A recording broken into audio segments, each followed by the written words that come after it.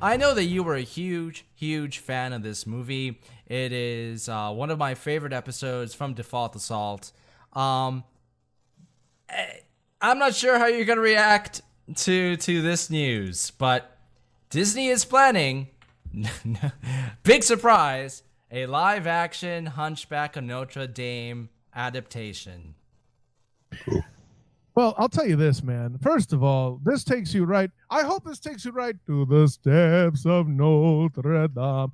Demos, if anyone has seen our episode of the Hunchback of Notre Dame, where you basically go some sort of silly kind of AWOL that I don't exactly understand, I gotta tell you, dude,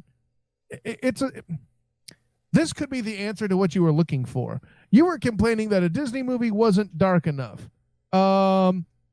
Yeah, no, this could actually answer that inquiry and be what the cartoon of the 90s couldn't. This could be something that nails and puts Hunchback exactly where you wanted it to be. It's a simplified way to say that I just didn't find it dark enough. I just felt like it never met up with its true potential. There were moments where it truly excelled, and there were moments where it became something truly special, but I never felt that it committed to those moments. Hellfire, Bells of Notre Dame, there are just some incredible visuals and great powerful songs in this movie. But then you have magical gargoyles and songs that feel like they're trying to be Aladdin, which don't quite fit in.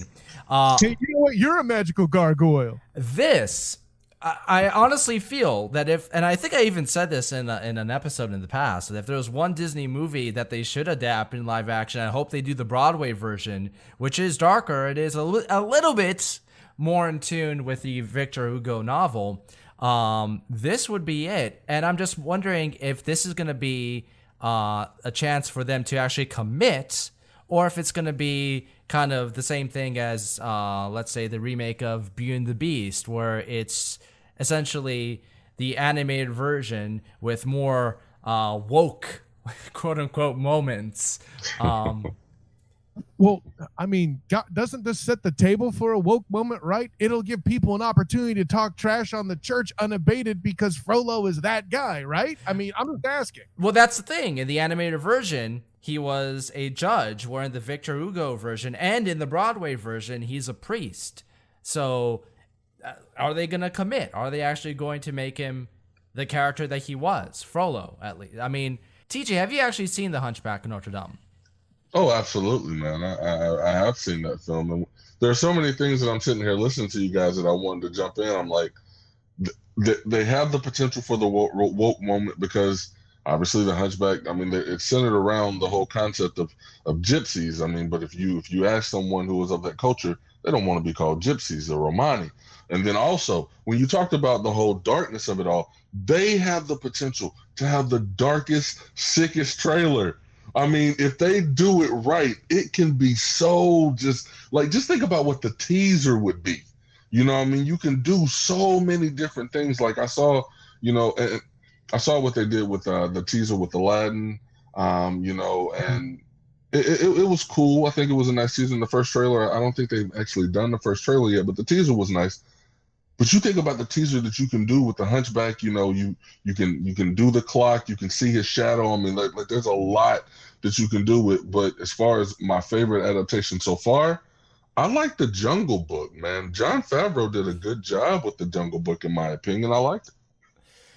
That's we're gonna have to cover that in another Default Assault. I have a lot of thoughts on that film.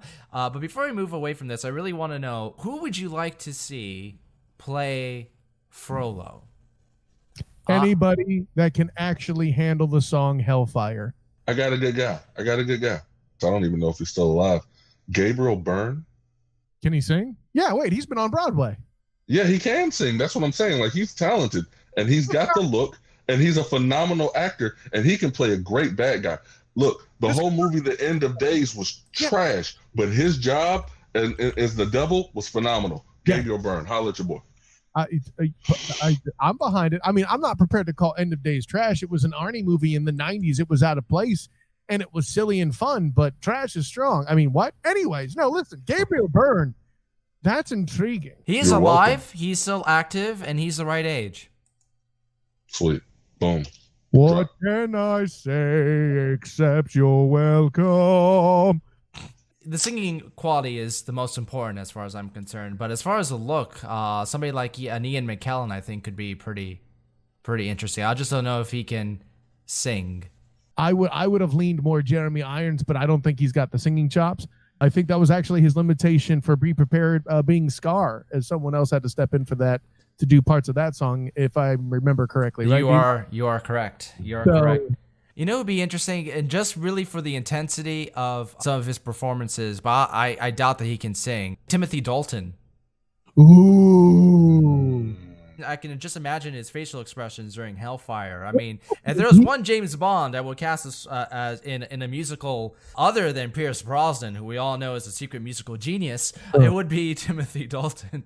I just need to point this out because, you know, before we move on, that this Disney remake is in addition to all the upcoming ones, which include Aladdin, Tim Burton's Dumbo, Mulan, The Lion King, The Little Mermaid, and the recently announced Lady and the Tramp, because yes, we need a live action version of Lady and the Tramp. You know what, though? I'm okay with Lady and the Tramp because you know what? That story does not get enough pub.